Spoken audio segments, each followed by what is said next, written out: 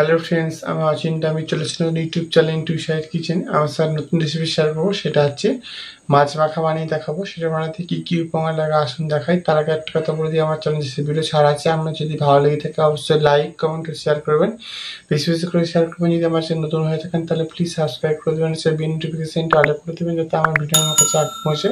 তাই জন্য মাছ মাখা বানাতে কী কী উপকরণ লাগে আসুন দেখাই।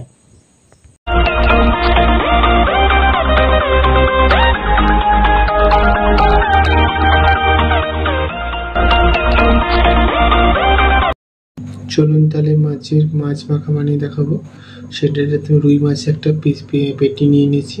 এটা আমি ভালো করে হলুদ মাখিয়ে আমি হালকা করে করে নেব, এবার আমি এটা ভেজে নেবো, তারপরে মেখে নেব। তা চলুন রুই মাছ মাখা বানানোতে কী কী উপকরণ লাগে আসুন দেখিয়ে দিই। তার আগে একটা কথা বলে দিই, ভিডিওটা প্রথম থেকে শেষ তার জন্য রেসিপিটা শুরু করি। গ্যাসটা দিলে কড়াটা বসিয়ে দিয়েছি, কড়াটা গরম হচ্ছে, মধ্যে তেল দিয়ে দেবো। তেলটা গরম হচ্ছে, মধ্যে মাছটা দিয়ে দেবো। মাছটা ভেজে নেব উল্টে পাল্টে। এখন মাছটা ভেজে নিয়েছি, এবার এটা ভেজে দেবো মাঝখানে ভালো যে ভেতরটা সেটাকে ভেজে নেবো। দেখুন মাছটা ভালো করে ভেজে নিয়েছি, এবার তুলে নেবো। এবার এতে পেঁয়াজ, কাঁচা লঙ্কা, রসুন, 2-4টে রসুন কুচি করে নিয়েছি, সেটা দিয়ে দেবো। এখন দিয়ে দিয়েছি, নেড়ে নিয়েছি, বেশি ভাজবো না, হালকা করে দিয়ে তুলে নেবো। আর ওই থেকে লঙ্কা ভেজে নেবো, লঙ্কা ভেজে নিয়েছি, এবার তুলে নেবো।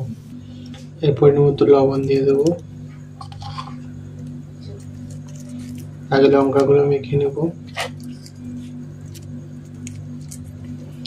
লবণের সাথে ভালো করে মেখে নেব।